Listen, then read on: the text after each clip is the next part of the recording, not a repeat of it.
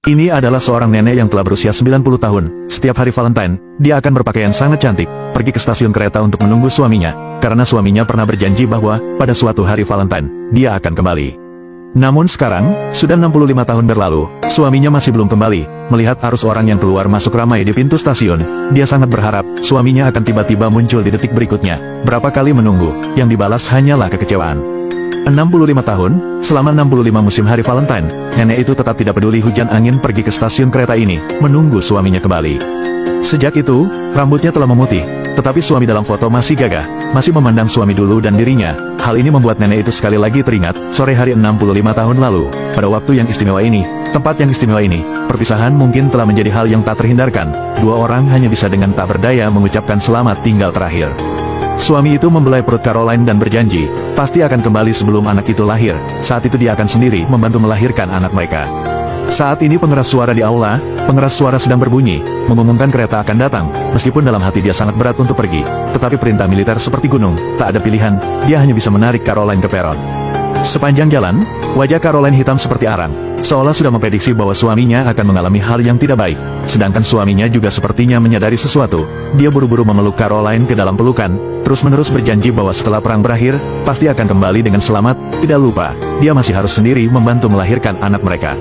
Sampai saat kereta akan berangkat, dengan enggan berpisah, mendorong Caroline ke peron. Melihat bayangan suami semakin jauh, Caroline baru teringat, kartu ucapan yang dia buat sendiri sepertinya belum sempat diberikan kepada suami. Dia buru-buru berlari sekuat tenaga, mengejar gerbong tempat suaminya duduk.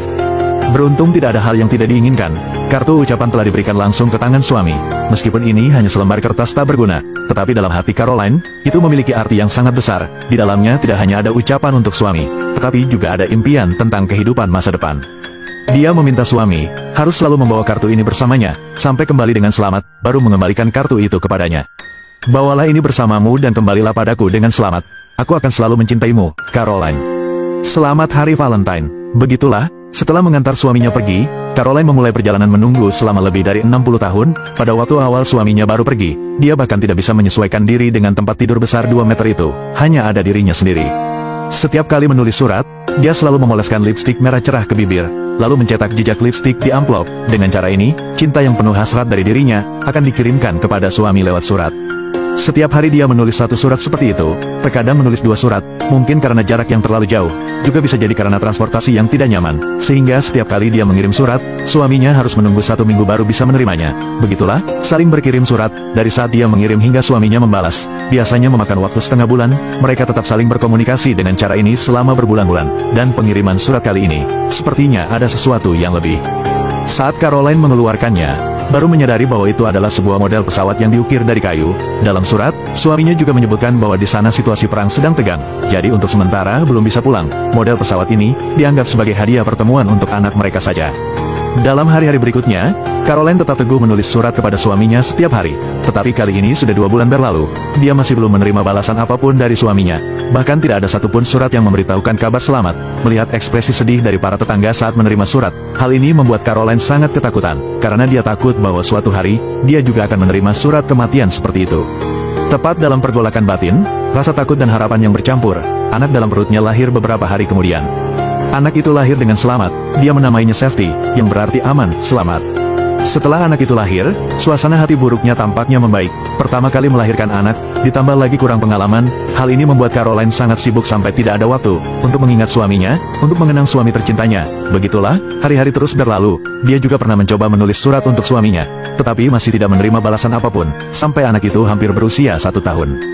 Hari itu, dia sedang mencuci pakaian di halaman, tiba-tiba mendengar radio menyiarkan berita bahwa perang akan segera berakhir. Kalau begitu, bukankah suaminya akan segera kembali? Begitu memikirkannya, Caroline tiba-tiba sangat bahagia. Ada pepatah, cita-cita itu penuh, tetapi kenyataannya kurus. Saat tukang pos datang, hati Caroline tiba-tiba terasa setengah membeku, karena suaminya telah dinyatakan sebagai orang hilang. Dalam surat disebutkan bahwa ada kemungkinan suaminya masih hidup, tetapi tidak ditemukan orangnya, juga mungkin sudah meninggal. Tetapi karena belum ditemukan jasadnya, maka belum bisa disimpulkan sebagai gugur, jadi sementara ditetapkan sebagai orang hilang. Saat ini keyakinan Caroline sangat kuat, karena dia selalu mengingat janji suaminya dalam surat, akan kembali dengan selamat pada hari Valentine, dan sejak hari itu, dia tidak lagi menerima surat apapun dari suaminya. Hilang bukan berarti mati. Sejak saat itu, Penantian panjang tanpa akhir pun dimulai. Dia memulai hari-hari penantian dari tahun ke tahun. Pada setiap hari Valentine tahunan, dia sering pergi ke stasiun kereta, menunggu suaminya pulang. Waktu berlalu dengan cepat, sudah 65 tahun berlalu.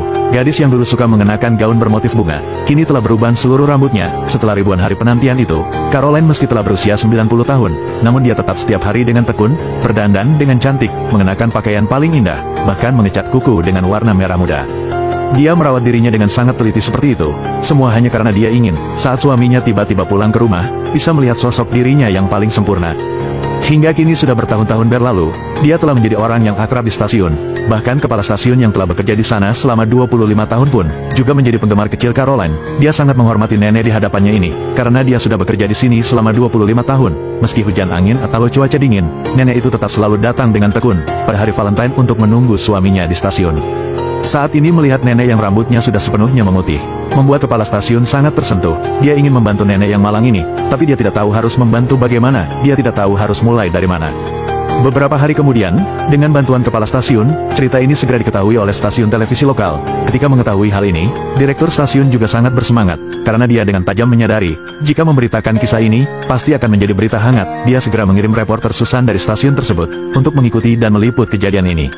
Saat suara ketukan pintu terdengar, orang yang membuka pintu adalah Caroline. Ketika Caroline mengetahui bahwa orang di luar pintu adalah reporter yang datang untuk mewawancarainya, dia tampak sangat terkejut. Dia tidak mengerti, mengapa reporter televisi datang untuk mewawancarainya. Susan pun langsung dianggap sebagai penipu, diusir keluar begitu saja.